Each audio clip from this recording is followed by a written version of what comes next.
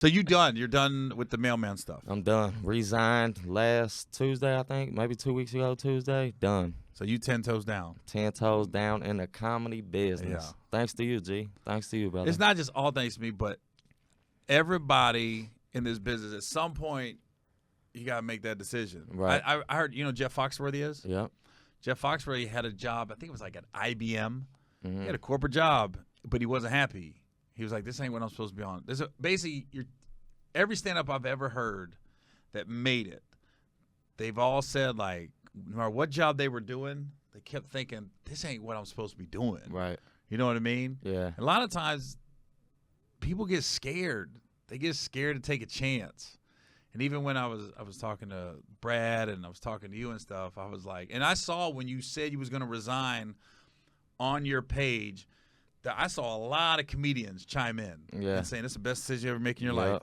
Because for me, as a guy that I was in the military and I had to make the decision to get out, and if they was trying to scare you into, when I was in the military, they tried to scare you into saying there's no jobs out there. Yeah. And when I was getting out, I'll never forget this, is they had this thing called TAP class, Transition Assistance Program. So basically what it is, used to be you see all those homeless military guys on the side of the highway. Mm-hmm. That was because the military used to just say, get out, and then you're on your own.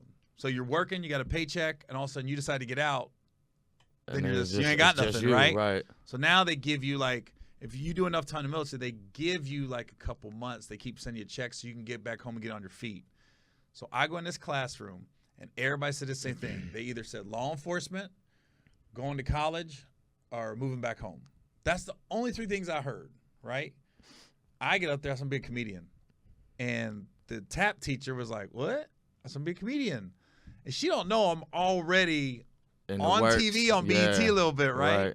So this was Monday through Friday was a class. I invited her to a show Wednesday night, little open mic show. She came in Thursday, and she was like, I don't think I've ever told anybody this. She goes, but you're making the right decision. She goes, and it wasn't even about what jokes I was telling. She goes, your energy's different.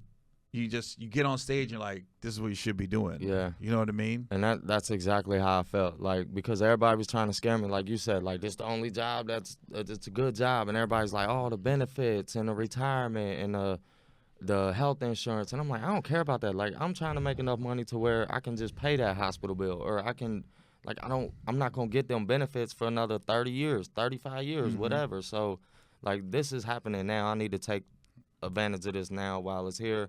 I need to ride this wave.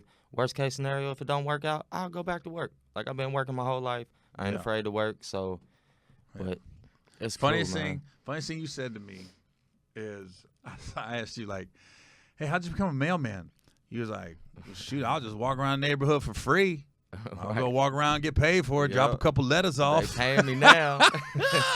But it sounds so simple. It was a good job, don't get me wrong. I liked it because I grew up working in warehouses and all that, and I bust my butt at work. You know what I'm saying? So, podcast. Okay, I wasn't sure. I bust my ass at work. Fuck. So you're fine. And you don't get that appreciation from managers and all that like you want. But when you delivering mail, you seeing 900 different people a day, and they're all like, thank you so much. I appreciate what you're doing. And that's what does it for me. Like, that attaboy, good job. You know what I'm saying? I get off on that shit. I like it. It feeds my ego. So, but I always had that feeling like, this ain't what I'm supposed to be doing. But I didn't realize it until you took me to Nashville and I got on stage for that first time. And then I was like, wow. Like, I feel like I'm supposed to be doing this. Like, I'm meant to be on the stage. So it's a blessing, man. It's cool. I'm trying to think. So January, a lot of people say, like, when I first started, they would say an overnight success in stand-up is like 5 years. So if somebody hits in 5 years, that's considered an overnight success. And sometimes I'd be feeling like, now I don't feel like it's like that as far as stand-up. Because, like I said, you guys are the younger guys. The battle beat with social media, like the following and all that. I mean, this is literally, we are in the best time to be doing stand-up because we're not relying on a network or a producer to say, hey, you're funny. I mean, you're seeing it. Yeah. all the comedy clubs and promoters want to know is, can you sell tickets? Right. They don't care how it's funny all you about are. the money. Yep. Yeah.